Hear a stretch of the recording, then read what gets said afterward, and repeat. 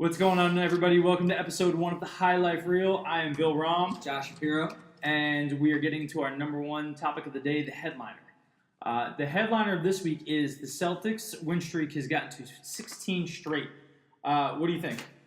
Are they this good, or is this a function of the East being bad?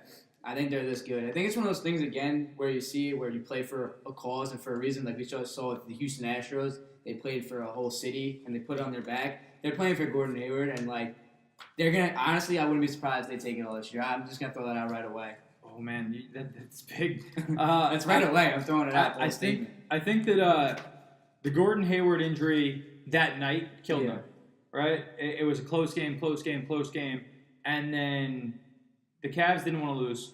Celtics wanted to win, but they were emotionally shot from watching this guy who was going to be this huge piece of what they were doing. Right. Just get tanked in the first game with horrible injury. I remember I was messaging you all over the place, hey, dude, did you see this? Did you see this? It was a Paul George injury all over again. Oh. And do you remember the guy? Who was the guy in college? Do you remember? Maurice Claret?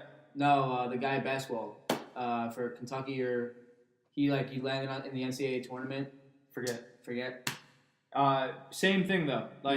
You have this leg go backwards. Gordon Hayward's gone. Celtics have lost this key player, and they lose that game. And then the season starts off, and you're kind of looking at it, and you're like, Celtics may not be as good as we thought. Yeah. And then 16 straight, including a win against Golden State Warriors. Yeah. I going into that game, Charles Barkley's talking, and he's like, they're not going to hold them to this. They're not that good of a team. They're mediocre at best. And you shut down an offense that just belligerently scores against people every single week. And they didn't look like they had an answer for the Celtics. Kyrie Irving has been unreal. We knew Uncle Drew was good.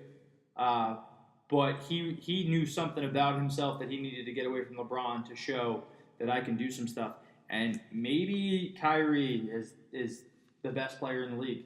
And I think that's bold. It's real bold. But it's the same thing that we saw years ago with Steph Curry. Steph Curry one day showed up, and he's this dominant player, and it was around the same age that Kyrie is now. Mm-hmm. And it turned Golden State from being a good team into a transcendent team. Yeah. And it was this point guard that had unlimited range, unlimited handles, unlimited everything. And Kyrie looks like he has that. Yeah, it's a chip on the shoulder. I think he was told it's LeBron's team. This is all because of LeBron.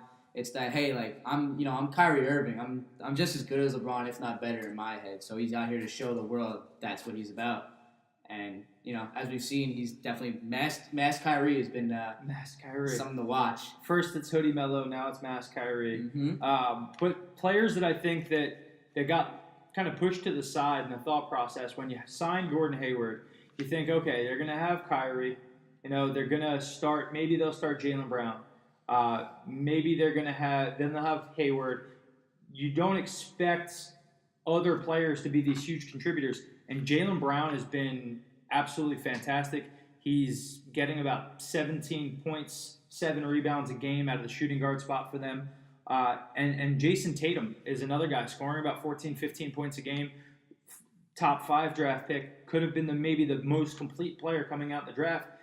I think everyone forgot how good some of these guys were that they drafted that are all just starting to find roles. And then signing a guy like Marcus Morris, who's, when he's motivated, is a great player. When he's not motivated, he can be a bad player for your team. They just look really good. They're deep. And I can only imagine when Gordon Hayward comes back next season. Yeah. What's this team going to be? Are they going to be able to topple the Golden State Warriors? So I'll kick it to you on this. I know that you said Celtics are going to win the championship this year. That's your early prediction. Do you really think that they're going to run the East, make it all the way through, and conquer Golden State in the finals? I think when Curry said after the game when they played the Celtics that we're going to see them again, that's a little bit of a, oh snap, they're legit, and I personally am tired of seeing Golden State win. I want to see someone else be crowned. So I think, again, I think it's one of those things you're playing for a cause, you're playing for a reason.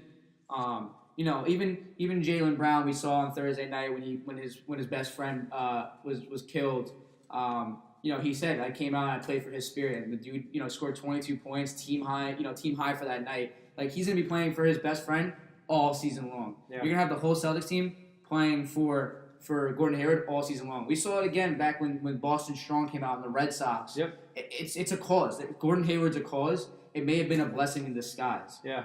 So I don't see them getting stopped, especially in the East, and going forward. I think that the Celtics look really good. It's a weakened year, and I could see anything happening.